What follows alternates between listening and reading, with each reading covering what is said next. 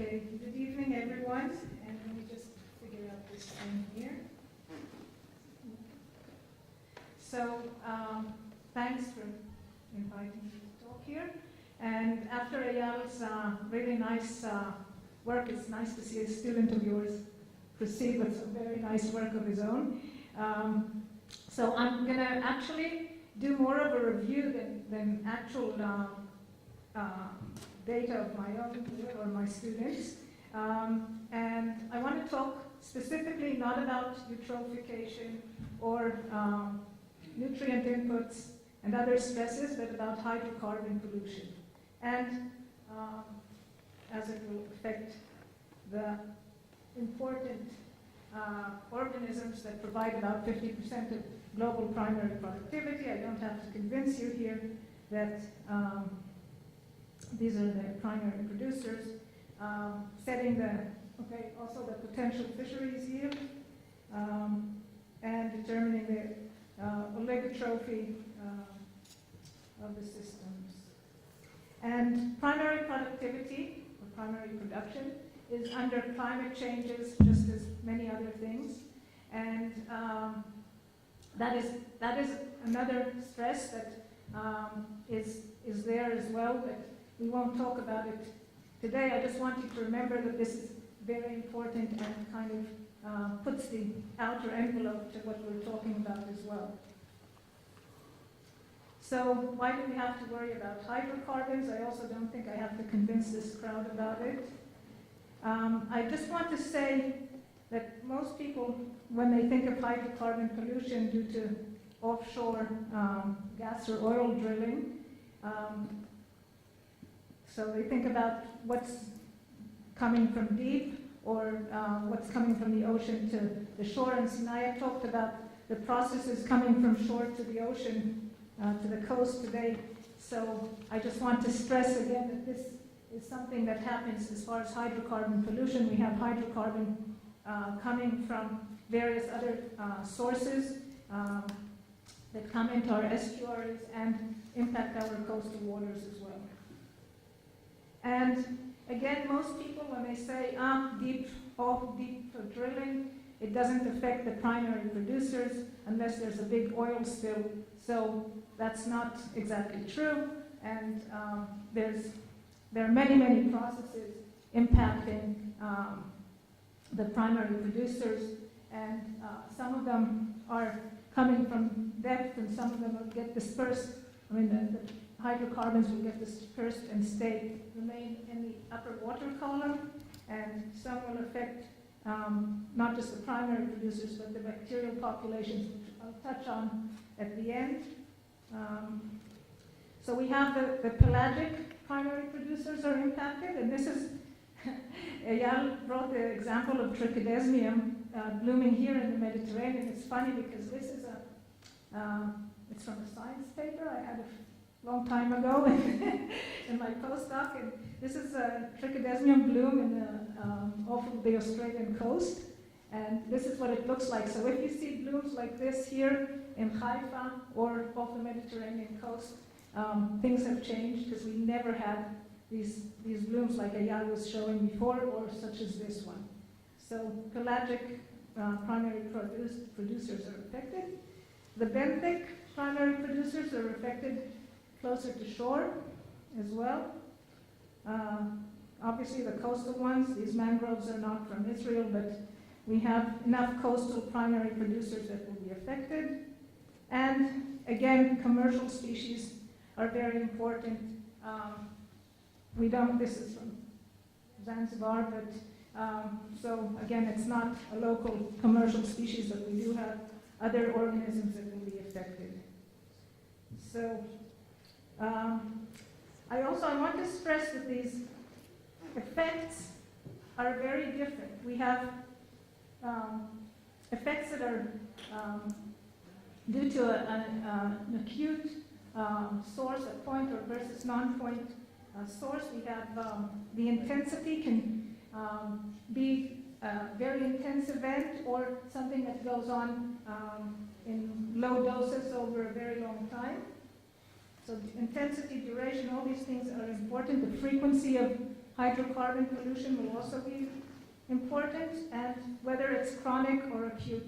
And Steve this morning talked about the difference between the Mediterranean coast and the Gulf of Mexico. And it's really, they have such a huge space there in the Gulf of Mexico compared to our 100 and something kilometer coastline. So definitely spill events will be impacting here in a completely different way, as well as other chronic events that will impact the coastline. So here's trichodesmium again. This is from other work that we did. It's eating iron. But hydrocarbon pollution, how does it affect primary producers actually? And this is something also that many people don't really think about except for direct physical contact. It can reduce light availability, essentially for these organisms, and change in nutrient availability. Absorption or accumulation of toxins, and Nick talked about this nicely, about the size, volume, the surface area to volume relationship, and the accumulation of metals, and it's the same with the toxin here.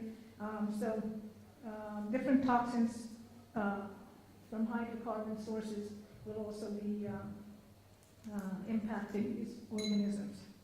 And there will be other indirect effects via biological interactions by other organisms in the different trophic levels. Again, Eyal already noted that it's important to look at the different trophic levels. So biological interactions are also important here. So moving on to the Mediterranean. I think this is Ido's picture, if I remember, from one of our MEDEX cruises. But for those who don't know Hebrew, I got this slide from Wolti from the Rashut Teva, and these are the different stressors on the Israeli coastline. And even if you can't read Hebrew, every dot, every color here is another stress. You can see how stressed our coastline looks and the economic waters. And definitely hydrocarbon pollution is something that we should also worry about.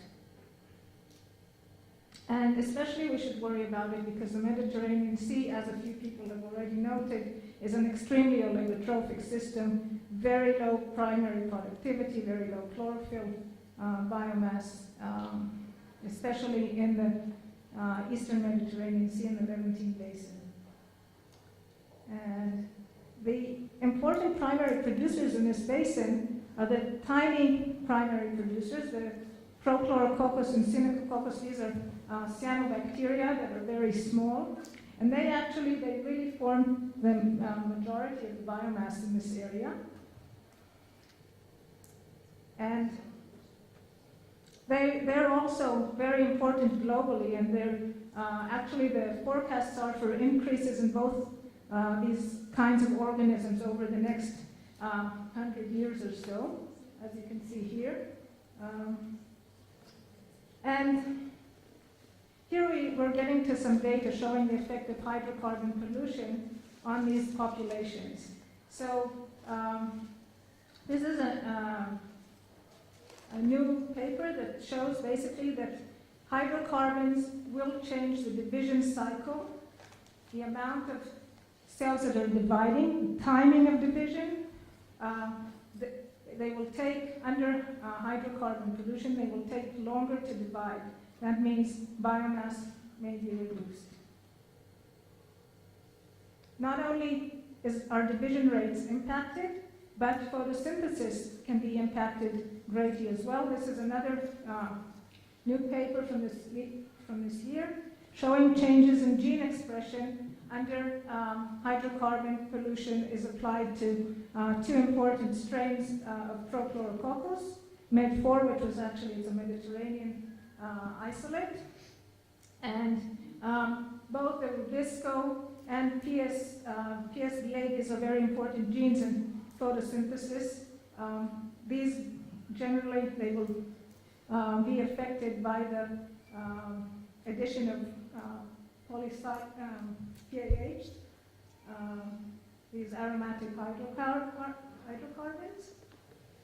And this is kind of, also I think Nick showed something similar with the metals, but the sensitivity of phytoplankton to PAH additions, or to specific ones like pyrene, are size, surface area to volume dependent, size dependent, and they will be affected, their lethal concentration, the LC50, will be affected at much lower, they'll be affected more than the larger cell sizes.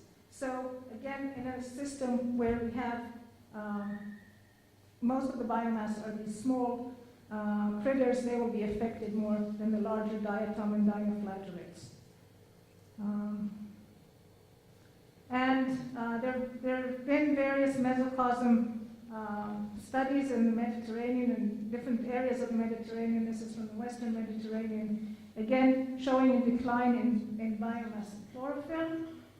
And the sensitivity of these Synechococcus populations compared to diatoms and dinoflagellates to PAHs. Not only does growth and photosynthesis gets affected, but the decay rates will be affected as well. And again, the smaller size fractions, and here they've added an additional stressor of UV radiation.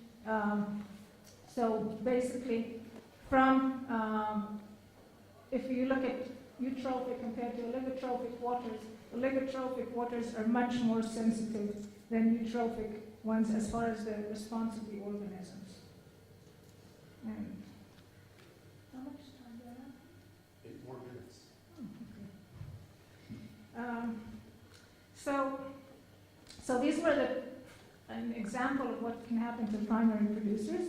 And hydrocarbon impact the bacterial plankton that Eyal showed you a few examples of changes in bacterial production. And bacteria are quite interesting in that we have bacteria that will respond to hydrocarbon pollution, and others we have natural bacteria that degrade, they live on hydrocarbons. And we can have various responses, both positive or negative, to hydrocarbon inputs into the system. And again, globally, there will be, with changing climate changes and changing oceans, the forecast is for smaller bacteria in response to the oceans warming. So we have smaller, decreasing mean cell size of bacteria, and more bacteria on the other hand. So we should worry about changes in bacterial phytoplankton interactions with these changes as well. And there's a whole diverse, many species of naturally degrading, high hydrocarbon degrading bacterial populations that degrade various substrates. And these have been used in many places to combat oil spills. And I'm not really going to talk about that except saying that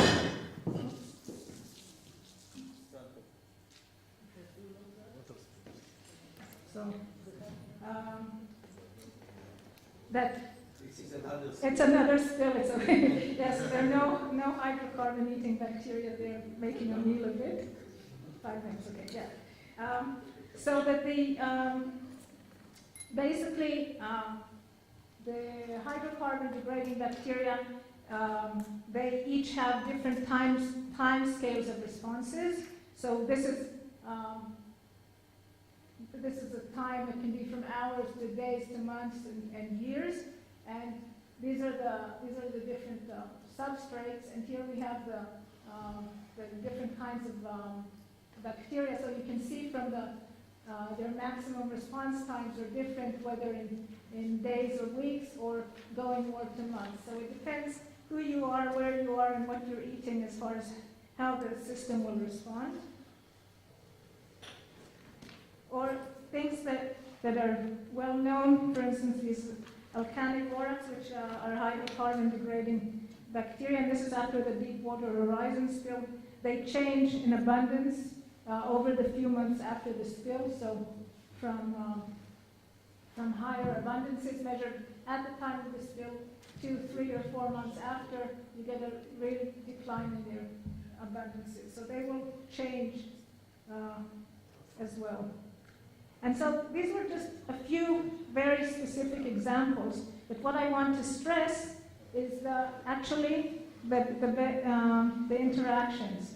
So phytoplankton from hydrocarbon pollution, or hydrocarbon inputs, I won't call it pollution, but hydrocarbon inputs, will be impacted in certain ways. And from the literature that we've read, and now we've also been funded so we can start look at it on in greater detail here, we think that these populations of Synococcus, Prochlorococcus, and the small phytoplankton will be impacted. They will be more sensitive to hydrocarbon pollution, on the one hand. On the other hand, we have all the various bacteria, and some of these bacterial representatives from places like the Gulf of Mexico are also found here in the Mediterranean, and they will also be in this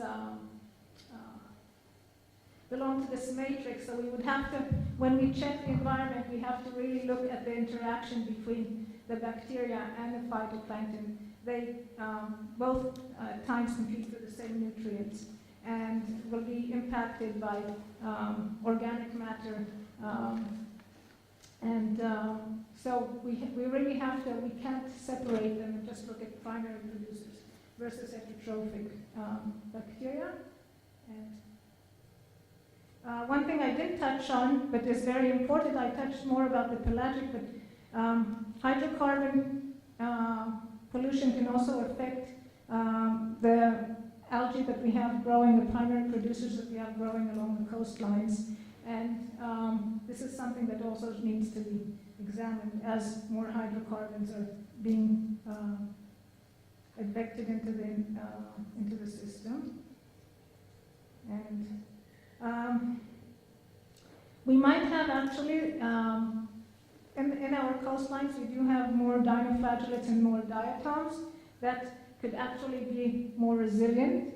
And this is an example of a dinoflagellate that actually was taken from a core and grown. Cysts of this dinoflagellate were revived after 100 years or so, almost 100 years, from 1922. They were revived. They had similar growth rates to recent ones. Yeah, I'm finished. So you might have more resilient species like this that will be stick around while the others are more sensitive. The sensitive ones will die off or be affected more. So in some species, the sensitive ones will have reduction in growth rates in biomass, biodiversity reduction, pressure on endangered or threatened species. Competition, succession, niche replacement, Eyal touched on it. It will happen, the same thing will happen here. I'm pretty sure that things will change. This goes with, again, this multi-trophic layer level thing.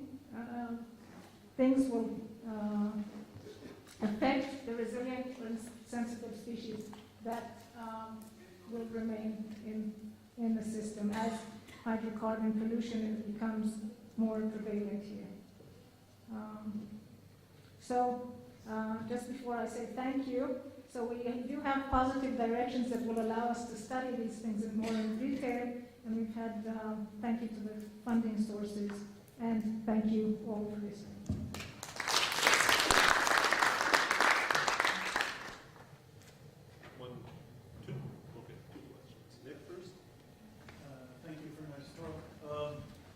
You shared some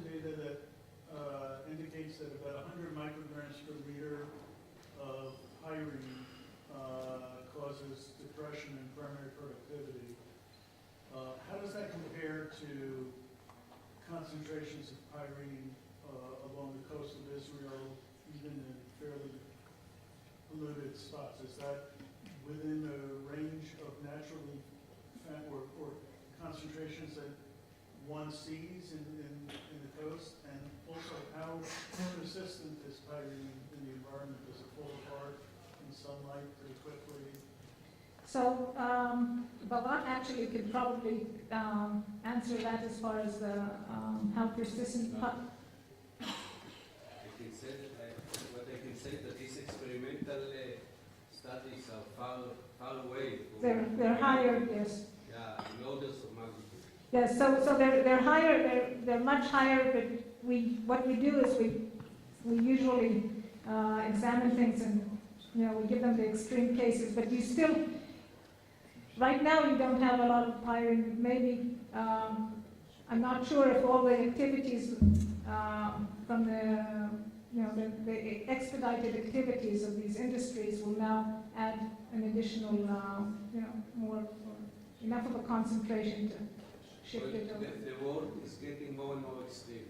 The world, yes, we know that. Nick, in deep water sediments, Nick, in deep water sediments, we find quite a lot of pyrene, especially around well drilling sites. Okay, but that's not at the very, signal level. In the In sediments. and this, but So, well, where there's primary producers, though. yeah. but these sediments, so we do, you can get inputs from these sediments during upwelling, and so if they're also, it depends how close they are to shore, if it will affect coastal benthic populations. Mike? Every slide that I could see showed an hydrocarbon effect of oil. Our problem is gas. What happens if there's a leak of gas? Is there any data that there's a problem with that? So they're from the Deepwater Horizon gas, the leaks that, not from the oil, but from the gas that was, yes, but there were vents and there was gas coming up from the, coming up from deep as well. I think someone's going to talk about it. Do you want to add to this? Yes. I'm going to talk about it on Wednesday. So great. Okay. The Deepwater Horizon, it was 60% gas. So coming out of yeah. that wellhead. Yeah. So 60% gas. 10%. 60. 60. It's not 40% oil, which is the thing that's the problem. The oil But- How do you know the gas, the methane's causing the problem? well, I was going to talk about it on Wednesday. The methane was actually oxidized by bacteria. So, but, it's like we said, so we have gas now and oil probably in the future, and gas has also has shown, and you'll probably talk about it, how it affected the microbial populations. So, it's not only, oil effects. Okay, thank you, Ilana.